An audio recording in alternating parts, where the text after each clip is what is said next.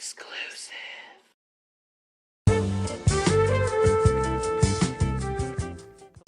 Hello, and welcome to our latest edition of Between Two Trash Cans. I'm Billy LaRosa, and I'm very excited about today's episode because we have a very esteemed guest. We have here God. It's nice to meet you, God. Nice to meet you. Can I call you God or Allah? God is fine. We're in America, after all. Okay. I'm going to be honest here, God. I did not expect you to look the way that you do. I kind of expected something closer to Morgan Freeman in Bruce Almighty. You've never seen it? Whatever. Anyways, God has come here today because he recently wrote a book. I believe it was called Where I Messed Up. Yeah, that's right.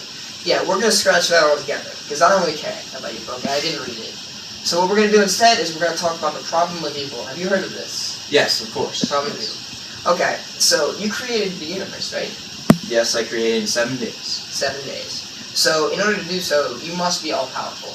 Yep, I can do pretty much anything. You're omnipotent. Yes. Is it true that you're also benevolent, all good? I don't have a single bit of evil and I am completely good. Interesting. So the problem of evil states that since you're all-powerful and you're all good, why does evil exist? It doesn't seem to make any sense to me. Well, I believe that evil is a necessary counterpoint to good, and that in order to have something truly good, you need to be able to compare it to something evil. Interesting.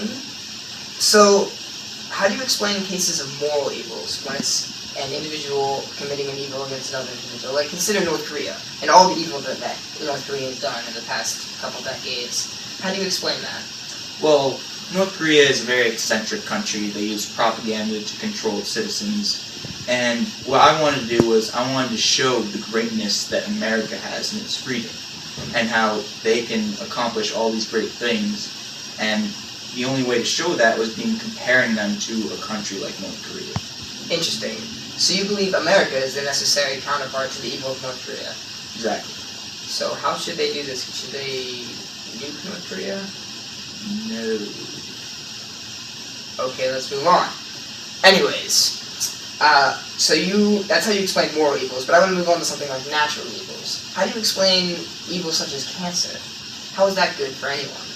Well, the thing is, I believe cancer gives people the opportunity to show greatness. For example, if someone you know has cancer, you can either choose to show sympathy, or you can choose to just ignore them and be mean. But the thing is, if you have sympathy, that shows their character and shows the actual greatness in you. An interesting response. That makes sense, I suppose. Now I want to move on. Have you heard of Matthew? Yes. He's a famous philosopher. Yes, indeed. He studied the problem of evil, and he believed that one of the reasons that you allowed evil to exist in this world was because you allowed free will. You wanted humans to be able to choose their own path in life. Is this true? Yes, it's a great point that Mackie brings up. I wanted for all human beings to have free will. I wanted them to be able to choose their own paths.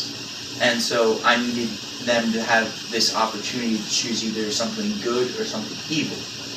So, wouldn't it make sense, though, if you're all-powerful and you're all good, that even if you're allowing individuals to go along their own paths in life, that you would ensure that every single time they're going to choose the best possible path?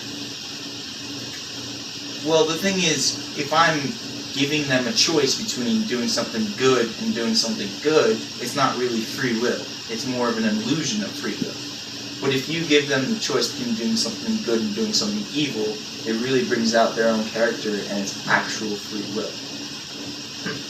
Touche. Well played, God. Well, I think that's all the time we have for today. Thank you for coming in, God. Thank you for having me. Tune in next week when we have another esteemed guest, Jesus Christ.